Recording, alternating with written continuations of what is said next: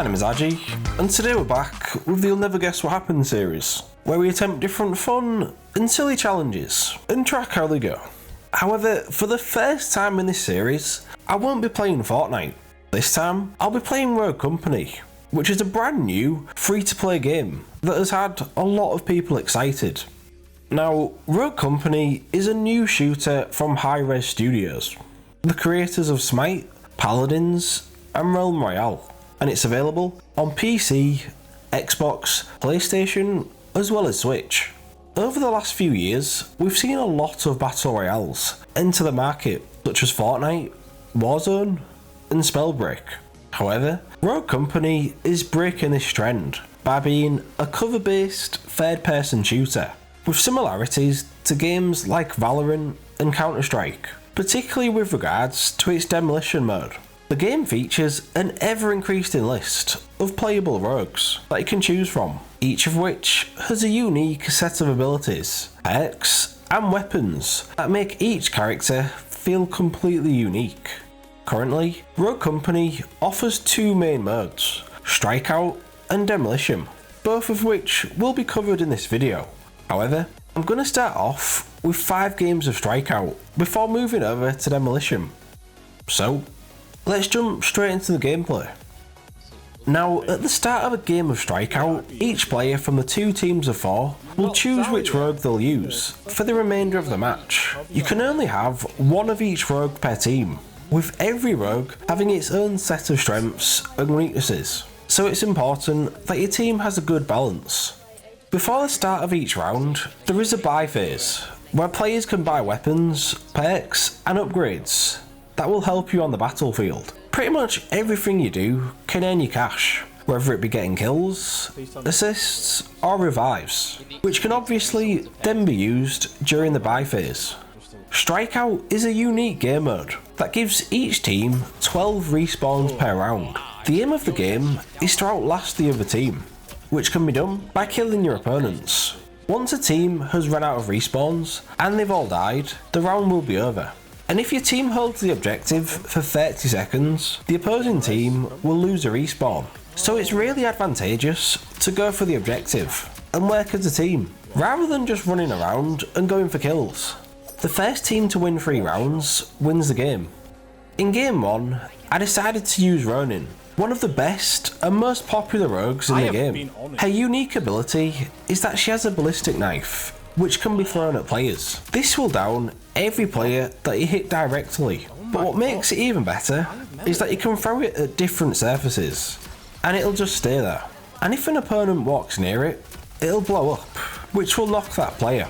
Ronin also has some really effective perks, such as Replenish, which makes it so that whenever you down a player, it will automatically load your weapons. What this means is that if you knock a player, you can keep shooting, which leads to some really impressive kill streaks. Oh, what more can I do?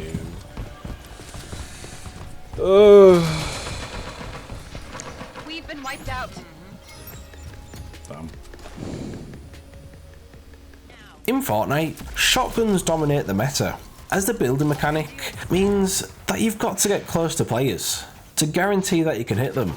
However, in Rogue Company, SMGs and assault rifles dominate the meta, as they have a high fire rate, whilst being flexible in terms of range. Shotguns are definitely still strong, but personally, I'd never choose to carry one over an SMG or assault rifle, as if you're forced into a mid-range or long-range gunfight, using a shotgun as your main weapon will really handicap you. Shit on. Oh my god. In game 3, I decided to use Dallas, who's up there with one of my favourite rogues in the game. His weapons are great, his perks are great, and he's got some wonderful golden hair. But what sets Dallas apart from the other rogues is his ability, as by clicking his fingers, he's able to see the nearest player to him. This is such a fantastic ability, and can give you a real upper hand in an engagement. Knowledge of the opposition can be incredibly helpful, and what makes it even better is his passive ability, which allows him to use his main ability anytime he knocks a player. This is an amazing combination, as it means that you can keep snowballing kills. You use your ability to find a player, then kill him because you know where he was, and then you can click your fingers again to find the next player, and the cycle continues. Because of this, I've been able to have a lot of success with Dallas. Nice. Well done. Oh yeah. And here I thought this was gonna be hard. When playing online shooters, the thing that will often determine my enjoyment is the pacing. It's why I used to love COD, and it made Fortnite far more exciting compared to other battle royales like PUBG. And when it comes to Rogue Company, the pacing is really good. There's barely any time that you'll be just waiting there for something to happen. It's always engaging, although something that did take some time to get used to was dealing with friendly fire. You can't shoot your teammates thankfully, but when it comes to any sort of explosive, you'll have to watch out for the odd poorly aimed grenade throw from your teammates. Oh. Get me up. And honestly, it took me a couple weeks before I even realised this, so I can only imagine how many of my teammates I accidentally killed. You destroyed the enemy force. Nice work. Good game, guy. Was fun. GG. In game 5, I decided to use Scorch. She's another of my favourite rogues, as her skill set encourages a really aggressive, in-your-face playstyle. Her ability is that she can shoot fire bullets for 10 seconds, which can put down a player incredibly quickly. And the fact that one of her perks allows her to gain an extra 25 shield, it means that Scorch is without doubt the best 1v1 rogue in the game, as she can take a lot of damage whilst giving out a lot as well. Oh my god, how am I alive? I've just destroyed them. In Rogue Company, there is a heavy emphasis on teamwork, and with there only being 4 players on a team, it means that having just one bad player can really handicap your team and diminish your chances of winning. I couldn't get the teammates. He's just... He's just jumped off the map. Well... What? Have you just seen All it? rogues eliminated. What? Regroup No, did you and just try jump off the again. map? By accident, you got stuck. You got stuck. Oh my god. In game 6, I decided to move over from Strikeout to Demolition. This is very similar to what you would see in Counter-Strike and Valorant, where you have one team trying to plant a bomb and the other team has to defend it. After 6 rounds, the teams switch sides as you go from attacking the bomb to defending it, and vice versa. Oh, what? Did you see that? Bomb spotted.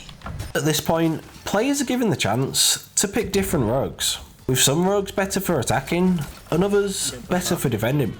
And honestly, learning how each rogue works and trying them all out is one of the most fun parts of Rogue Company. Some rogues excel when they're in your face, like Scorch and Lancer, then others are better from longer range, like Dallas and Phantom. No enemies remaining. Nice. Well done.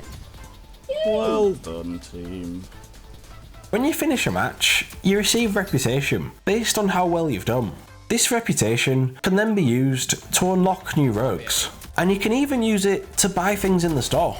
I love it when games reward you for playing, as it gives you a bigger sense of accomplishment and makes me way more likely to grind the game. One of the best aspects of Rogue Company is that it's fully cross-platform, meaning that regardless of what platform you play on, you'll be able to play with your friends.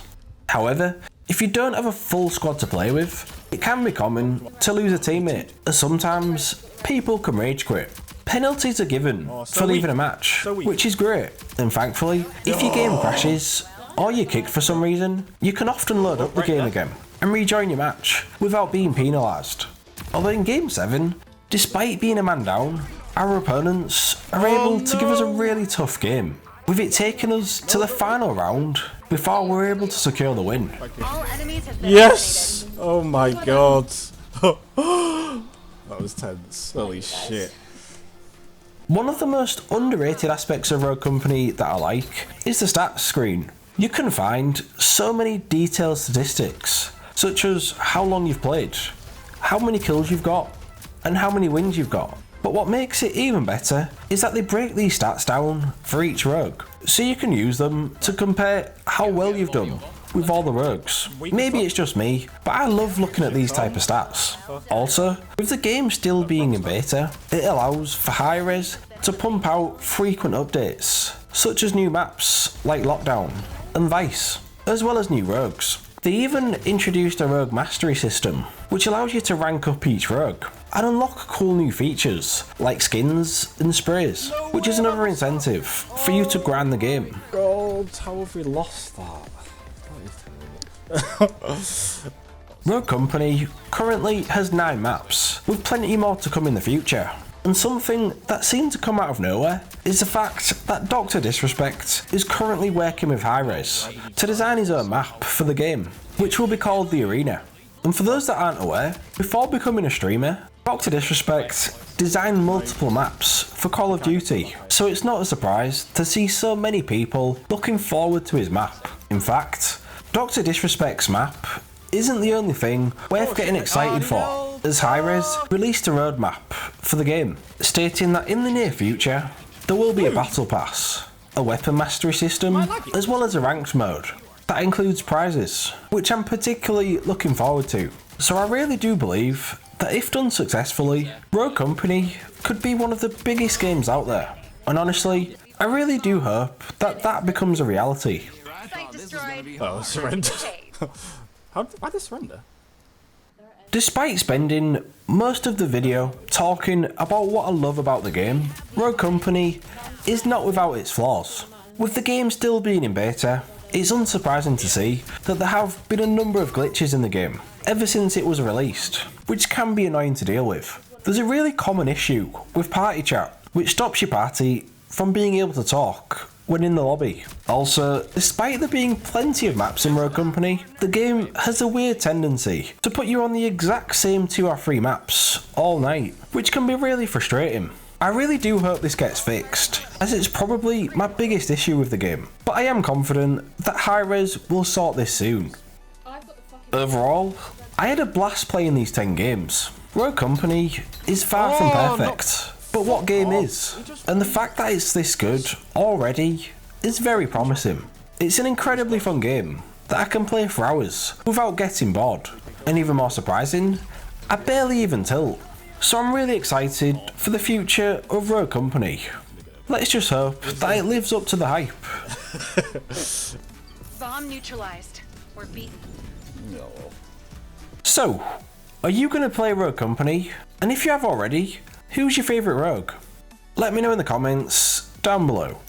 Also, if you want to support me as a content creator, then feel free to use my creator code, which is on the screen now.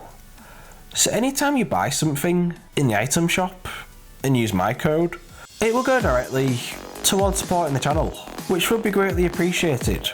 Anyway, thank you for watching, and if you enjoyed the video, leave a like and subscribe for more. And I'll see you next time for another video. Goodbye.